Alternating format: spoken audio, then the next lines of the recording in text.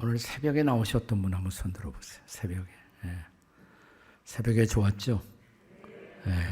내일 새벽은 더 좋을 거예요. 예.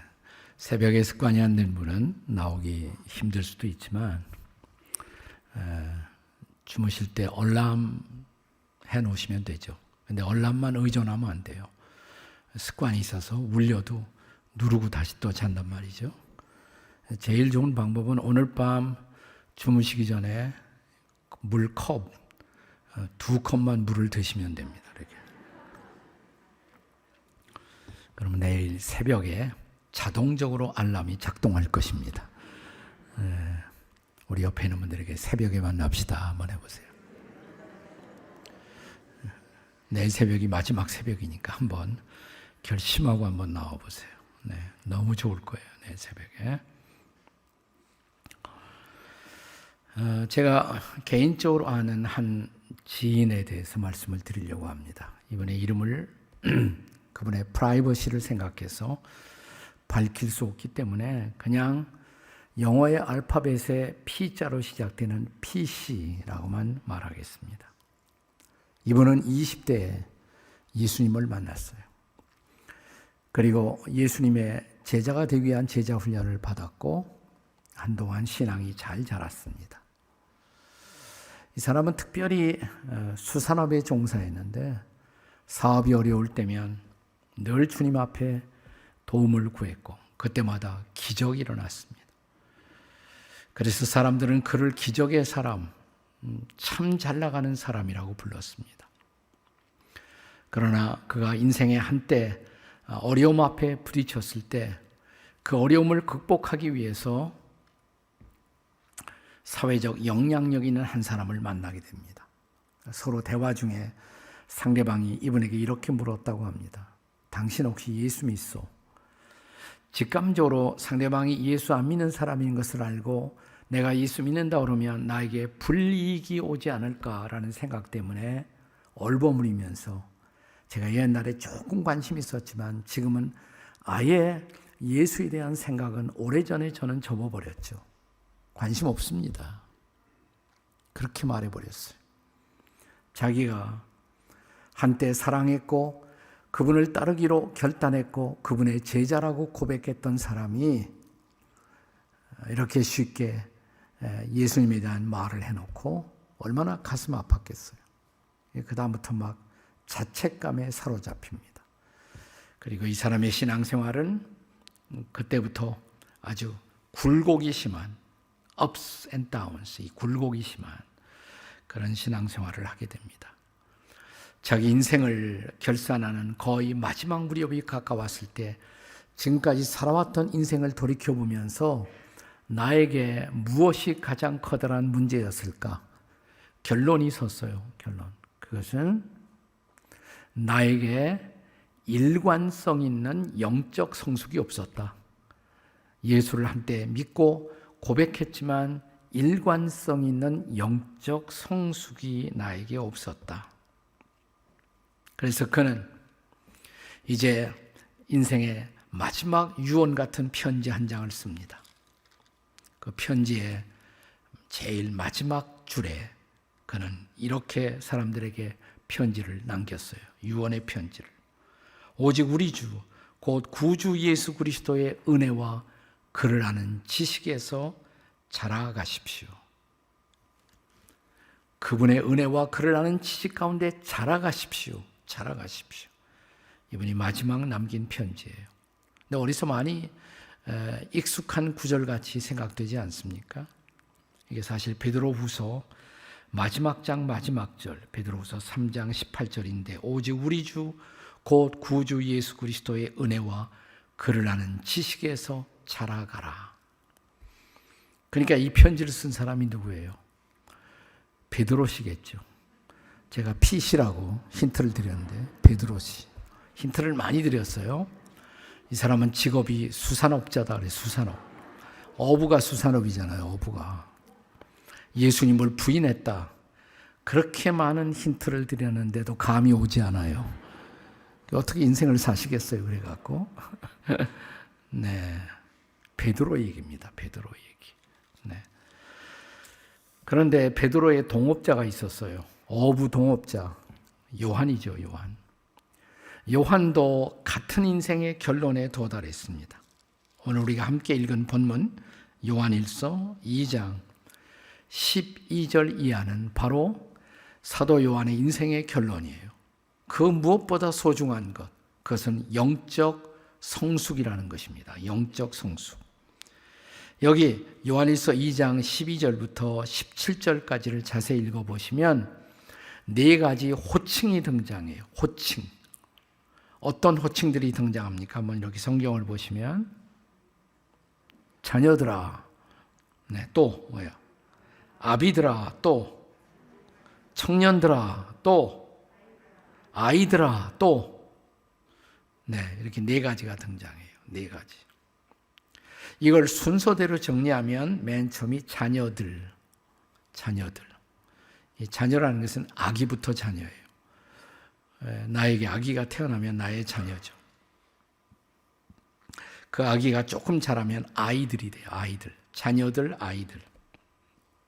아이가 좀 더 자라면 청년들이 됩니다. 청년들.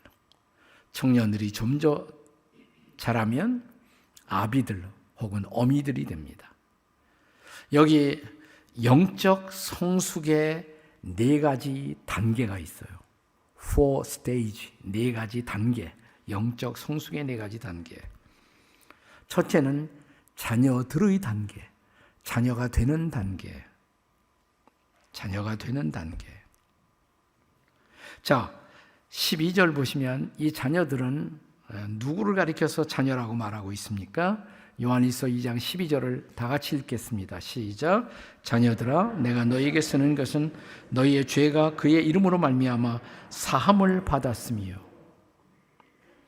그러니까 이건 다 육체적인 성장에 따른 호칭이 아니고 영적 성숙에 따른 호칭이에요.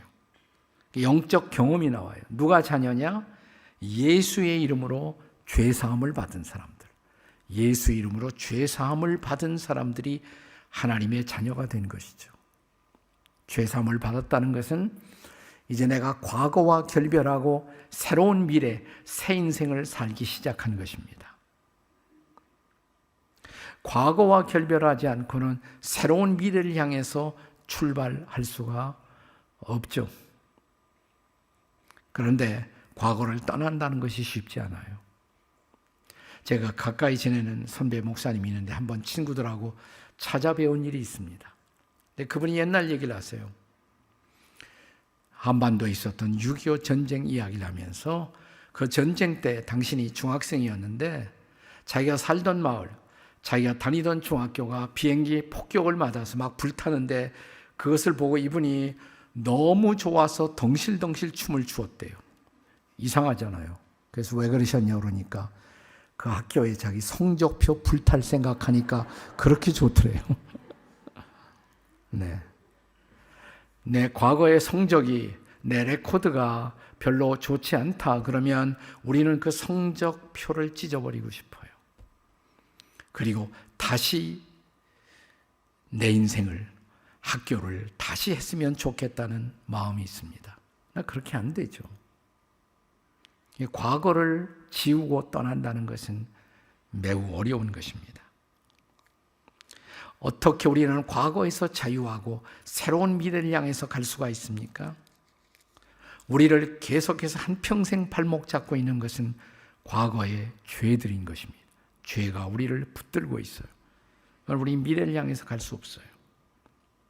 자, 오늘 본문은 요한일서 2장인데 요한일서 2장 전에는 몇 장이 있을까요? 1장이죠. 이제 대답 잘 하시네요. 네, 1장이에요. 자, 요한일서 1장에 보시면 1장 7절에 이런 말씀이 있습니다. 요한일서 1장 7절에 그가 빛 가운데 계신 것 같이 우리도 빛 가운데 행하면.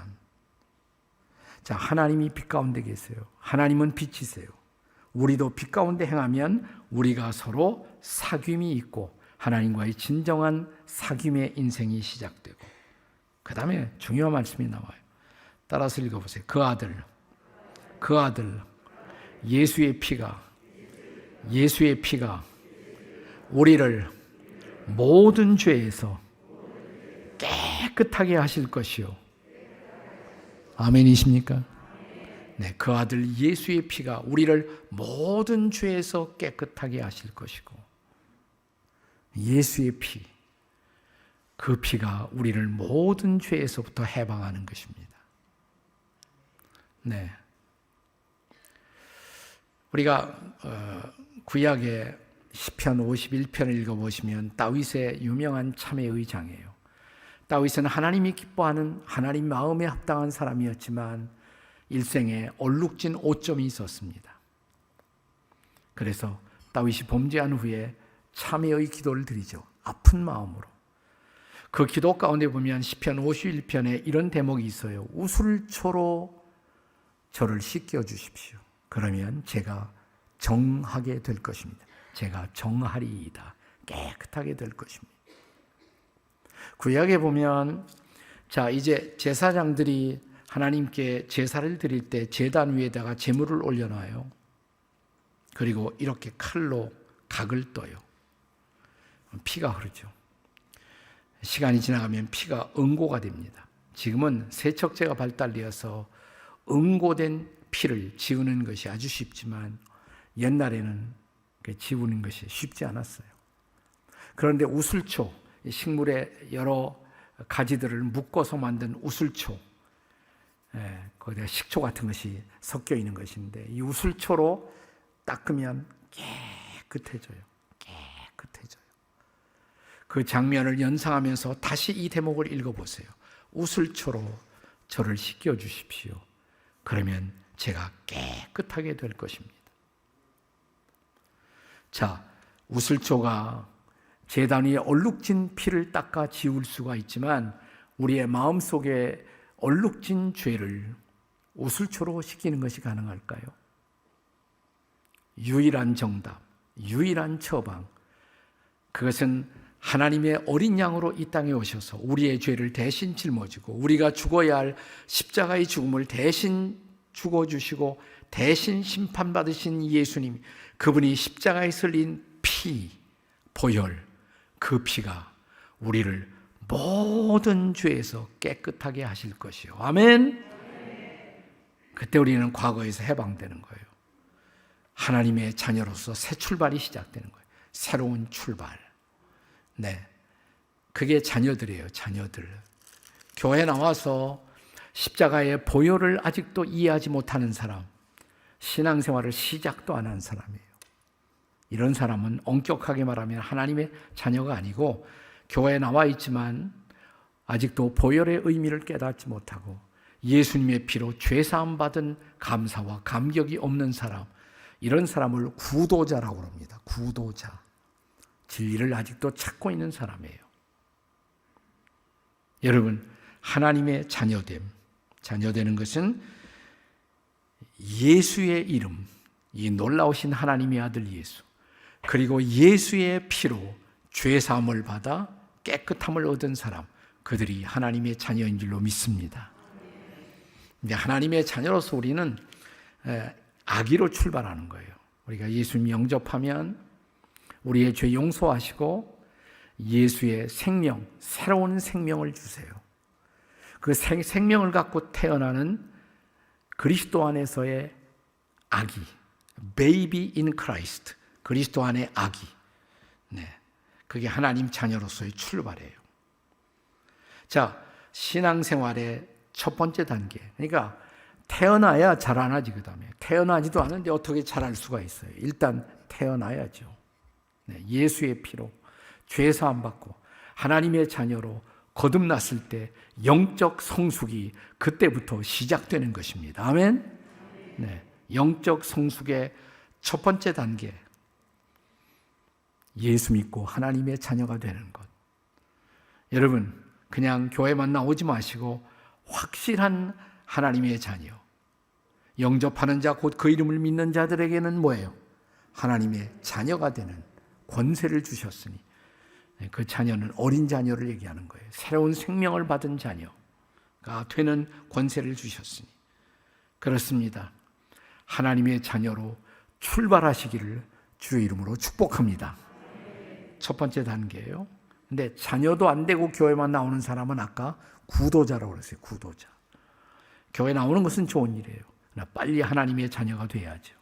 정말 예수님 영접하고 정말 십자가의 복음을 깨닫고 정말 예수의 피를 믿음으로 주님이 나를 용서하시고 내 죄를 사해 주셨다. 이 고백을 갖게 되시기를 주의 이름으로 축복합니다. 이게 첫 단계예요. 자녀들. 자, 아기가 조금 자라면 뭐가 돼요? 아이가 돼요. 아기가 자라면 아이가 됩니다. 여기 아이들아 그랬어요. 아이들아. 14절에 나오죠. 아이들아. 자, 본문 14절 아이들아. 그 대목만 읽겠습니다. 아이들아. 시작. 아이들아. 내가 너에게 쓴 것은 너희가 아버지를 알았으며. 아이 진정하시고 아비는 아직 멀었어. 거기까지 가려면 아직 멀었고. 네, 거기까지. 아이들아. 내가 너에게 쓴 것은 너희가 아버지를 알았으며.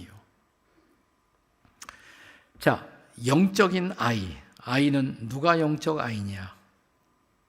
하나님이 아버지라는 것을 알기 시작했어요. 하나님이 내 아버지라는 것을 알기 시작했어요. 그런데 하나님이 아버지라는 것을 알면 어떻게 할까요?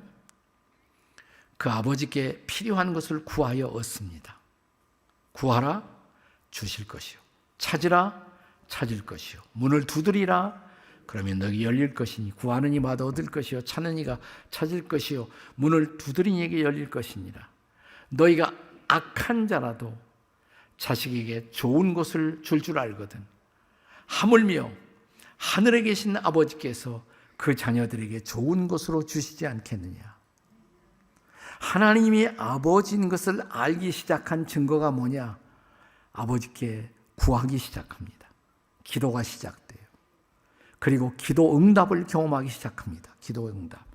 그러니까 영적인 아이, 이 아이들이라는 말은 본래 원문에, 히라보 원문에는 파이디온 혹은 파이디아라는 단어가 쓰여지는데 이것은 경험이 일천한 인간을 가리키는 경험이 적어. 아직은 경험이 적어. 그러나 한 가지 분명한 경험이 있어요. 기도를 경험하기 시작해요. 그리고 기도 응답을 경험하기 시작해요. 자, 어린아이들이 태어나면 제일 먼저 아빠를 알아보고 엄마를 알아보죠. 엄마를 먼저 알겠지. 그 다음에 아빠 알고. 그리고 필요한 것이 있을 때마다 그 엄마와 아빠를 부르기 시작하잖아요. 엄마, 아빠. 그러면 당장에 달려가서 필요한 것을 채워줍니다. 기저귀도 갈아주고 물도 마셔주고 우유도 먹여주고. 그래서 내가 아빠, 엄마를 부르기만 하면 내 필요한 것이 충족된다. 이런 경험을 하기 시작해요. 네. 우리가 로마서 8장에 보시면 성령이 우리 마음속에 찾아오시면 하늘에 계신 하나님을 향해서 우리가 아빠, 아버지라 부르짖느니라. 하나님이 아빠인 것을 알고 구해서 필요한 것을 얻어요. 그래서 신앙생활의 영적 아이의 단계에서 반드시 경험해야 할 것은 기도 응답의 경험이에요. 기도 응답의 체험. 저는 제가 목회하던 교회에서 제가 은퇴하기 전에 제일 많이 강조한 것이 소그룹이었어요. 셀, 소그룹을 매우 중요하게 강조했습니다. 저희 교회에서는 소그룹을 목장이라고 부릅니다. 목장. 저는 이 목장 모임은 주일날 예배하고는 좀 달라야 한다고 생각해요. 구역 예배, 여러 가지 이름으로 불리워지죠. 오늘날 다락방, 순모임. 여기서는 뭐라고 그러나? 응? 목장이라고 그래요. 우리하고 똑같으네. 네, 목장 모임. 이 목장 모임은 주일날 예배하고는 좀 달라야 돼요. 목장 모임을 잘 안 나가려는 이유가 뭐냐면 주일 예배하고 비슷해. 축소판이야. 근데 목사님이 설교도 없고. 그러니까 꼭 이걸 해야 되나 이런 생각들을 가져요.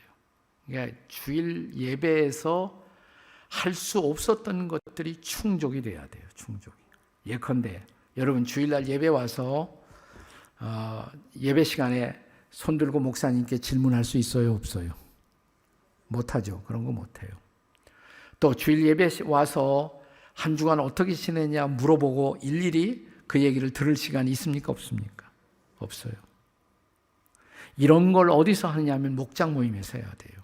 한 주간 어떻게 지내느냐고 돌아가면서 다 얘기도 하고, 힘든 일, 어려운 일 있는 사람 있으면 그것을 위해서 같이 기도하고, 좋은 일 있으면 함께 같이 축복해주고.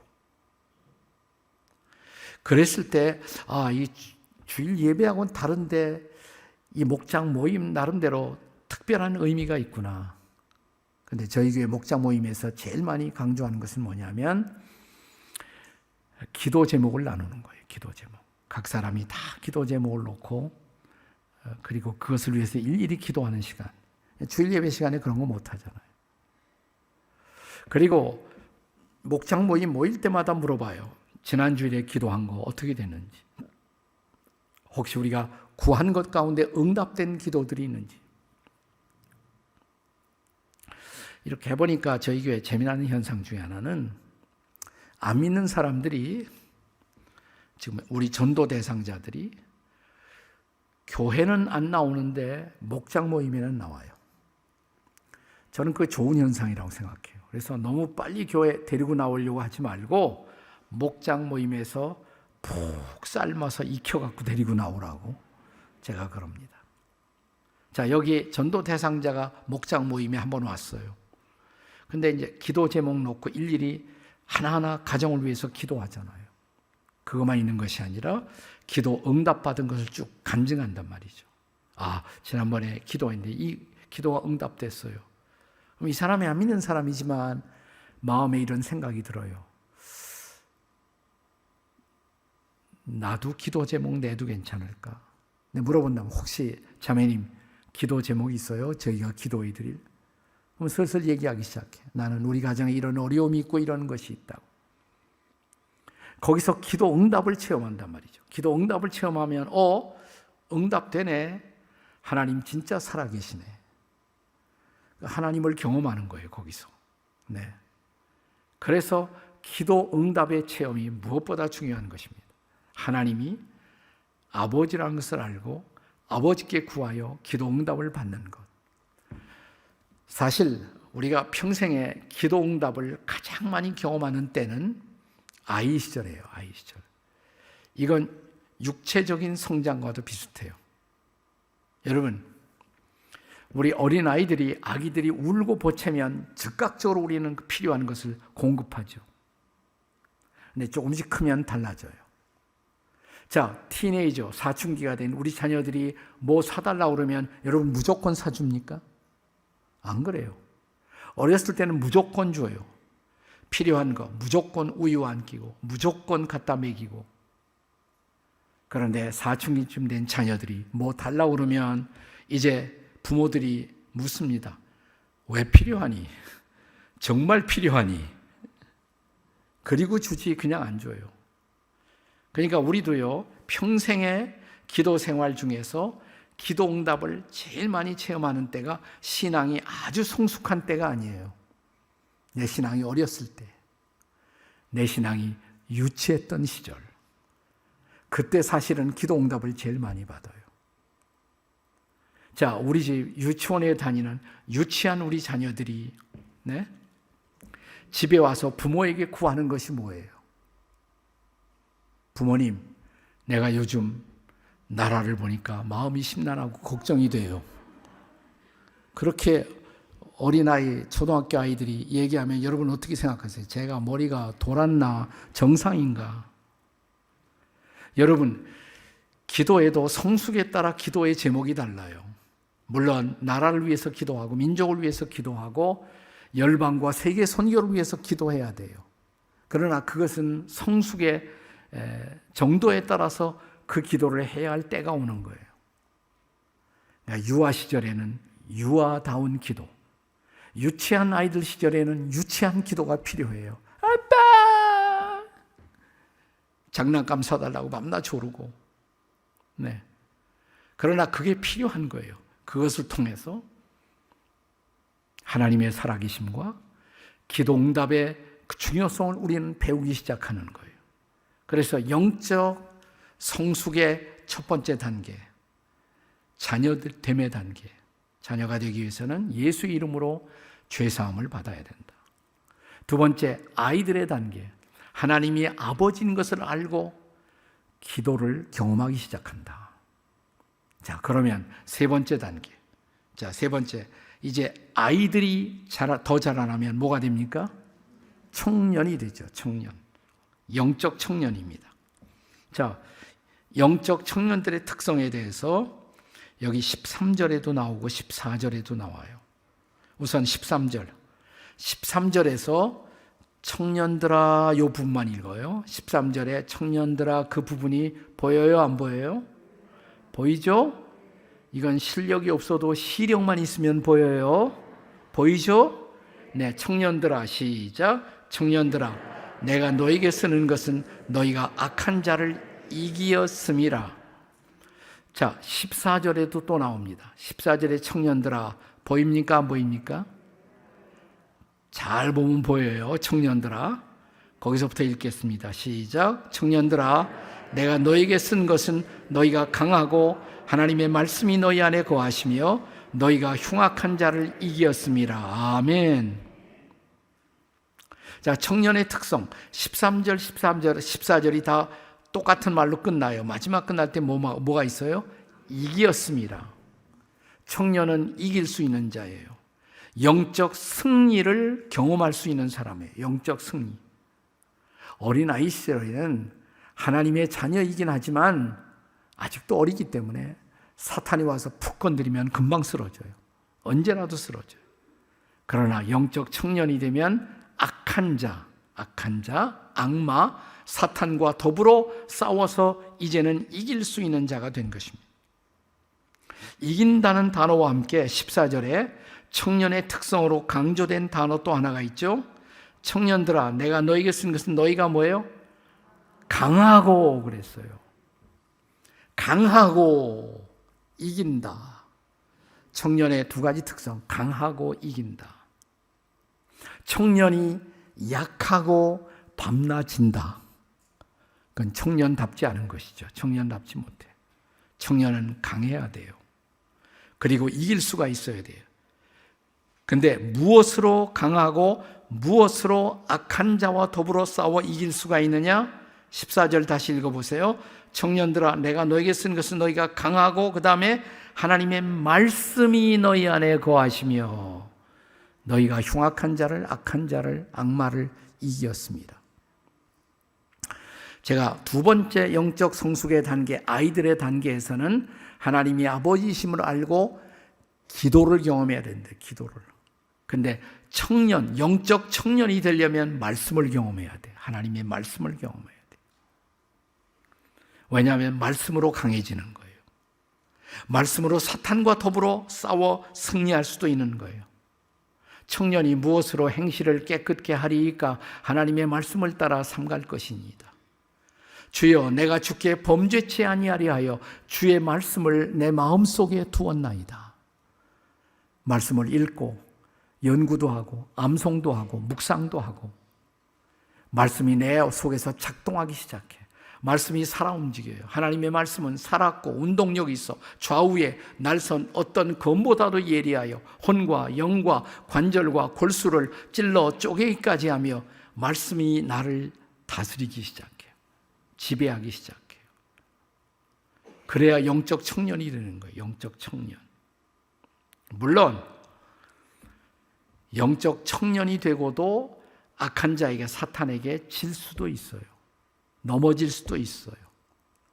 그러나 영적 청년의 특성은 넘어져도 말씀을 붙들고 다시 일어나요. 아멘.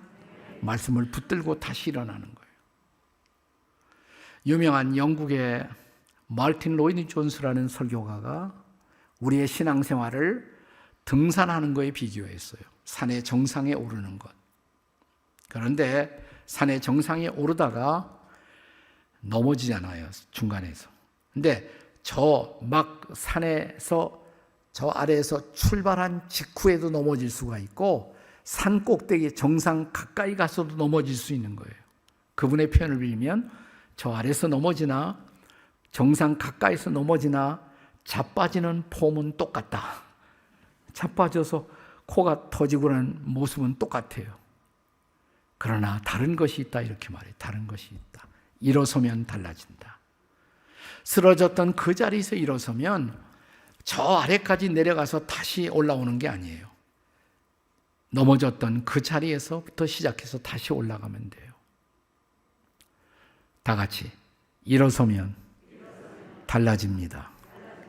그러니까 일어서야죠. 네, 일어서야죠. 말씀을 붙들고 일어서야 돼요. 말씀을 붙들고 다시 일어서면 거기서부터 올라가면 돼요. 자, 옆에 분들에게 일어서면 달라져요 한번 해보세요. 영적 청년들을 향한 도전. 저는 여기 15절, 16절이 다 청년들을 향한 도전이라고 생각해요. 세상의 도전. 가장 치열한 유혹과 도전이 청년 시절에 많잖아요. 세상이나 세상인 것들을 사랑하지 말라. 16절. 자, 세상에 있는 우리를 유혹하는 세 가지 사탄의 도구, 악마가 쓰는 세 가지 도구. 육신의 정욕, 안목의 정욕, 이생의 자랑. 악마는 이 세 가지 무기를 가지고 에덴의 동산에서부터 처음 사람부터 공격을 해왔어요. 자, 아담과 해와가 선악을 알게 하는 나무의 열매를 본 순간 어떻게 했어요?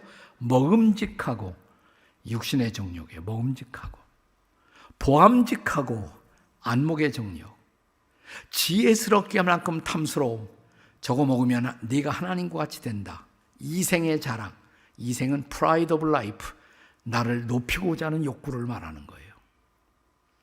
이 악마의 세 가지 무기예요. 도구예요.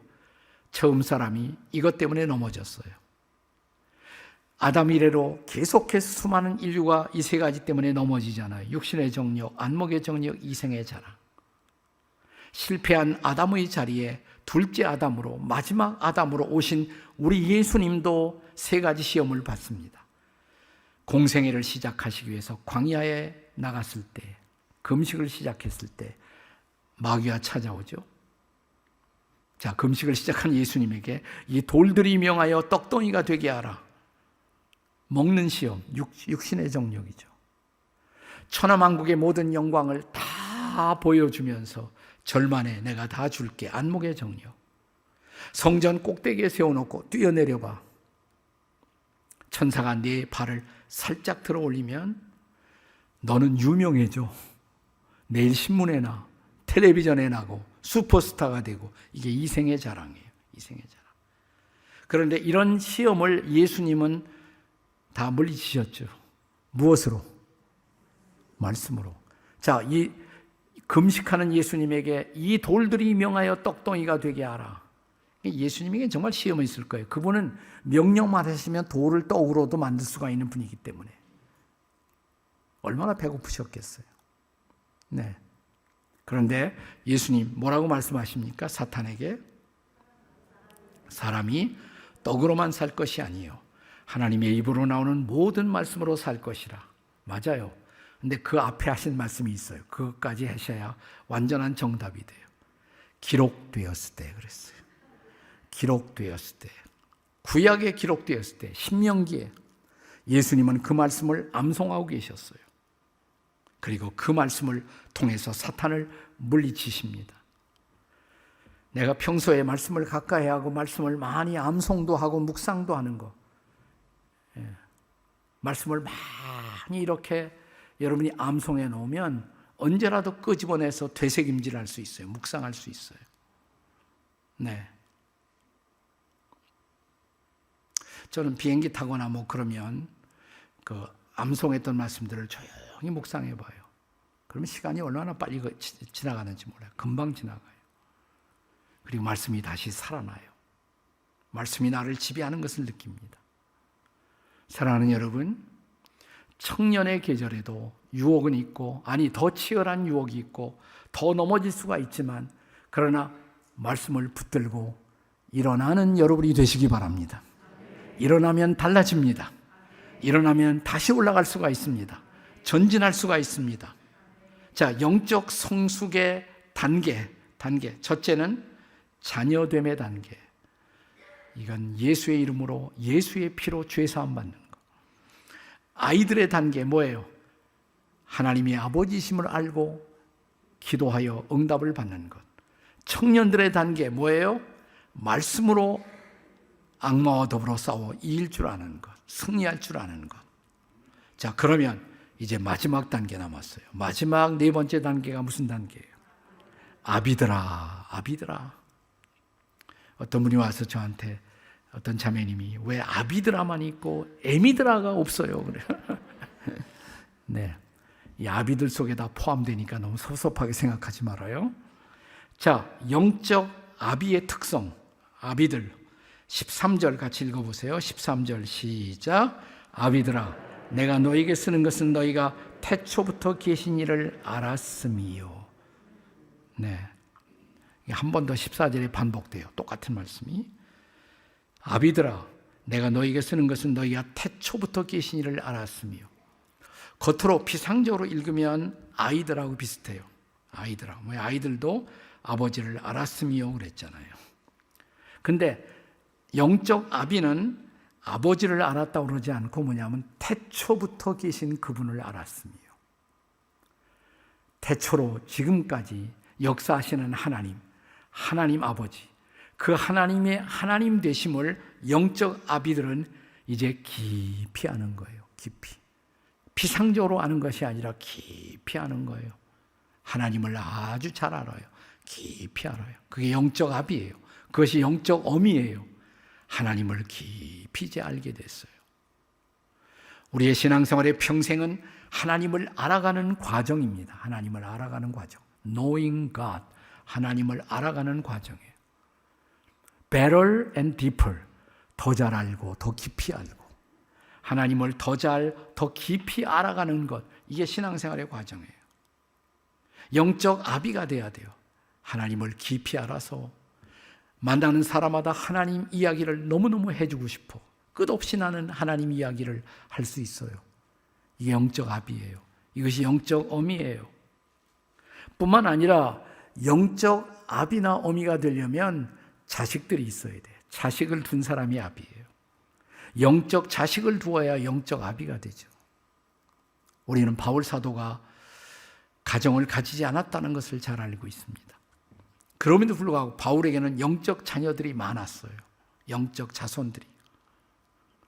내 아들아 라고 부를 수 있는 많은 사람들이 있었어요. 믿음의 아들 디모데, 나의 참 아들 디도, 갇힌 중에서 낳은 아들 오네시모. 이건 로마 역 중에서 자기가 전도해서 양육했던 그를 갇힌 중에서 낳은 아들이라고 표현합니다.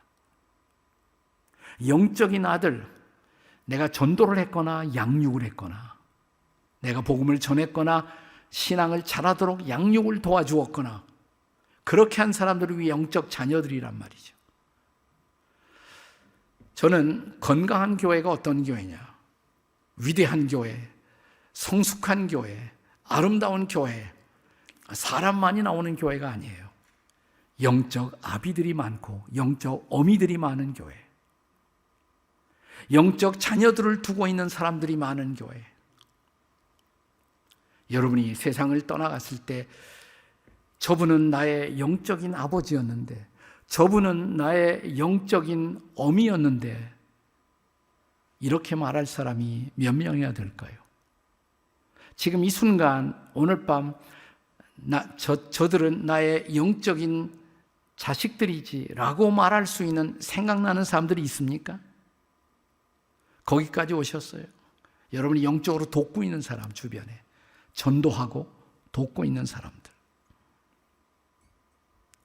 저의 영적 아비 한 분을 오늘 밤에 좀 소개해드리고 싶어요. 이분은 제가 미국 유학을 떠날 때 저를 도와주신 분이에요. 장로님이신데, 미국에 계신 장로님인데 지금은 고인이 되셨어요. 세상을 떠나셨습니다마는. 이분은 한국에도 열심히 활동하는 기독교 기관 가운데 CBMC라는 기관이 있죠. 기독교 실업인협회. 이 기독교 실업인협회를 창설한 창설 멤버 중에 한 분이고, 미국 국제 CBMC 회장을 지내신 왈더 예거 장로님이라는 분이 저에게는 영적 아비와 같은 분이었어요. 이분하고 제일 한국에서 친하게 지낸 한 분이 부산에 계시던 분인데 지금 세상을 떠나신 성창기업의 정태성 장로님이 계세요. 들어보셨죠? 정태성 장로님, 성창기업에. 그 아드님이 지금 아마 외국어대학 거기 이사장인가 아마 그러실 거예요. 네. 그러니까 예거 장로님이 정태성 장로님을 이렇게 잘 부추겨서 그리고 서울에 있는 몇 분과 함께 한국에서 처음으로 CBMC라는 기관을 만들었어요. 제가 1970년대 초에 처음 미국 유학을 떠날 때 그 예거 장로님과 CBMC의 장학금을 받고 저는 떠났습니다. 미국으로 떠났어요.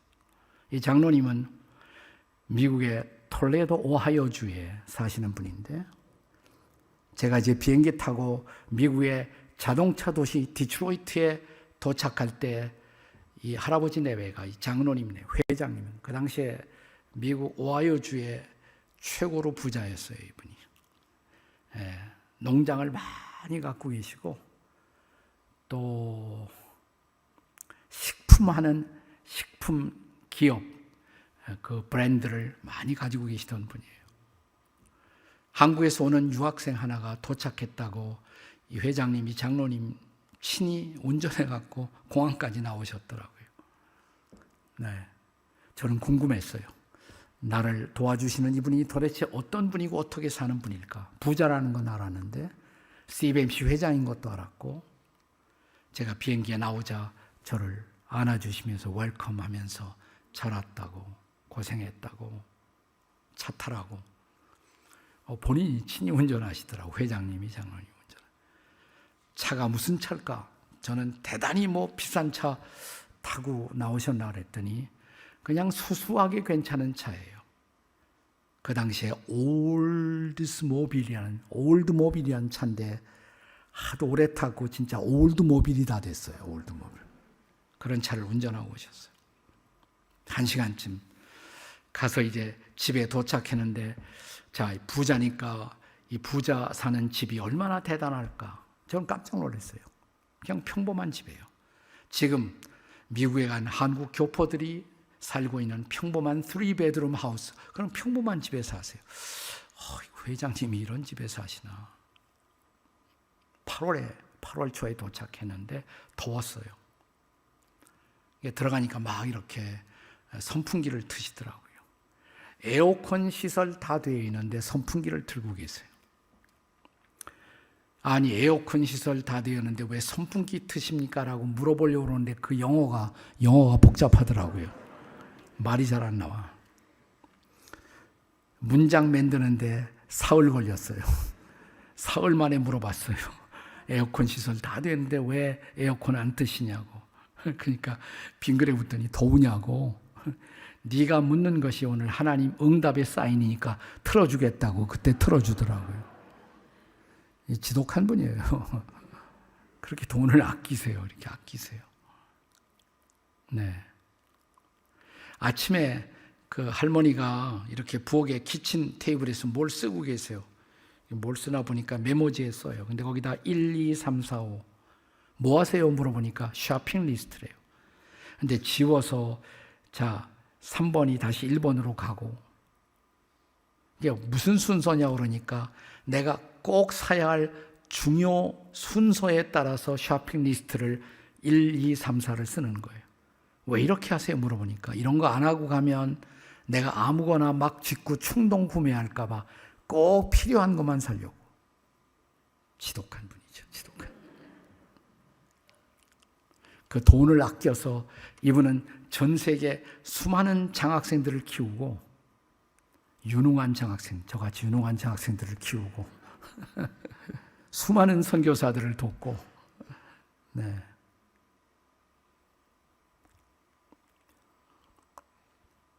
화요일 날 점심때인데 나보고 CBMC 모임에 같이 가자고. 제가 처음 미국 CBMC 모임을 처음 가봤어요.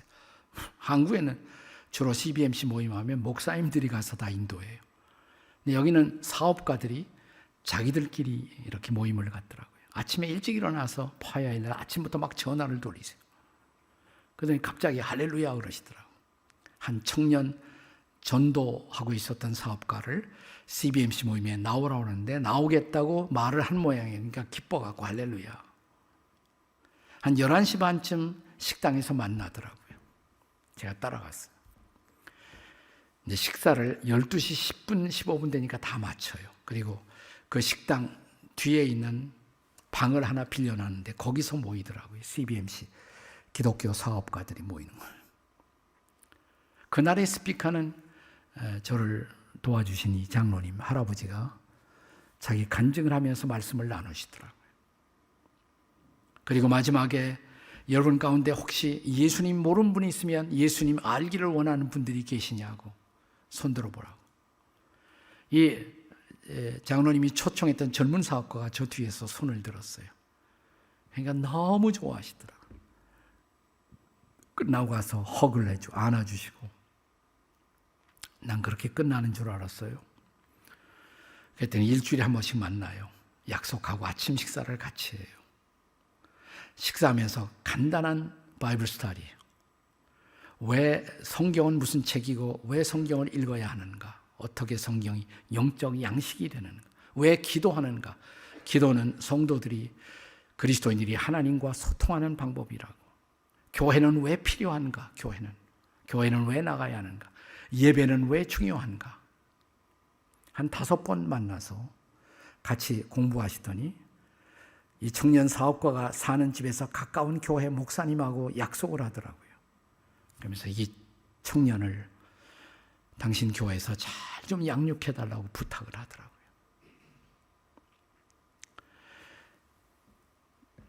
그러니까 그냥 뭐 이렇게 사업가라고 해서 교회 와서 한국 장로님들 돈만 내고, 근데 그게 아니라 말씀 가지고 가르치고 양육도 하고 또 항상 주머니에 자기 그 간증 테스티모니, 마이 테스티모니에서 간증을 쓴 것을 갖고 다녀요. 그 전도지예요. 만나는 사람마다 주고 전도하시고. 이분이 돌아가셨을 때 나는 그 장례식을 잊을 수가 없어요. 본인의 유언에 따라 그렇게 많이 알리지 말라고. 그런데도 이분이 워낙 도와주신 분이 많으니까 많이 들어왔어요. 저도 갔으니까, 한국에서 갔으니까 장례식에. 좋게 1000명 이상의 사람들이 왔던 것으로 기억이 됩니다. 특이한 장례식이에요. 교회당 앞에 관이 있어요. 관을 열어놨어요. 미국에서는 그 오픈 캐스킷, 그래서 관을 열어놓고 화장을 잘 해놓고 뷰잉, 그래서 마지막으로 얼굴을 보면서 작별을 하거든요. 앞에 마이크 하나 갖다 놓고, 이 짜여진 그런 순서가 아니라 굉장히 자유로워요. 고인에 대해서 여러분이 하고 싶은 이야기, 추억, 덕담 있으면 이 마이크 앞에 나와서 한마디씩 하시라고. 줄을 쫙 서요. 100명 이상 쓰더라고, 줄이 쫙. 저도 거기에 서 있었어요. 그날 앞에 나와 잠자든 누워있는 고인을 바라보며 사람들이 가장 많이 했던 말, 무슨 말이냐면 잠자고 있는 장로님을 바라보면서 저분은 나의 영적인 아버지였습니다. 저분은 나의 영적인 아비였습니다. 저분을 통해서 예수 믿는 신앙이 무엇인가를 알았고, 저분을 통해서 기독교 사업가는 어떻게 정직하고 성실하게 사업하는가를 배웠고, 저분을 통해서 어떻게 크리스찬 부부는 살아가는지를 배웠습니다. 저도 똑같은 말을 했어요. 저분은 나의 영적인 아버지였습니다. 나는 신학교에서 배우지 못한 것을 구체적인 신앙 생활을 나의 영적 아비 되신 장로님을 통해서 배웠습니다. 자손들이 전하는 그분이 마지막 눈을 감기 전에 한 말, 예수님을 알고 예수님을 전할 수 있었던 것은 나의 특권이었습니다. 예수님 더욱 사랑합니다. 마지막 남긴 말이에요. 예수님을 알고 전할 수 있었던 것은 나의 특권입니다. 예수님, 당신을 더욱 사랑합니다. 그리고 그분은 눈을 감으셨습니다. 여러분과 저의 생애의 마지막 날 어떤 모습으로 우리는 인생을 결산하게 될까요? 여러분의 영적 성숙 어디까지 오셨습니까? 아직도 구도자이십니까? 하나님의 자녀가 되시긴 하셨나요? 이제 자라나 기도를 시작하고 계십니까? 영적 아이십니까? 말씀을 붙들고 말씀을 경험하는 영적 청년이십니까? 이제 전도도 할 줄 알고 하나님을 깊이 알고 하나님에 대해서 많은 이야기를 나눌 수 있는 영적 아비, 영적 어미가 되셨습니까?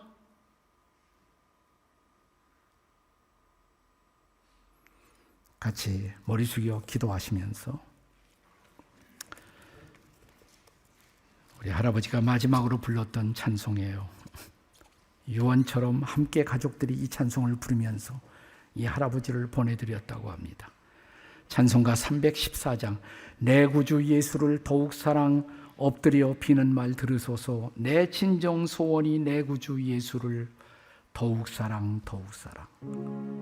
3절에 보시면 이 세상 떠날 때 찬양하고 숨질 때 하는 말 이것일세 다만 내 비는 말 내 구주 예수를 더욱 사랑 더욱 사랑. 조용히 기도하시면서 가사는 제가 불러드릴 테니까 기도하시면서 불러보세요.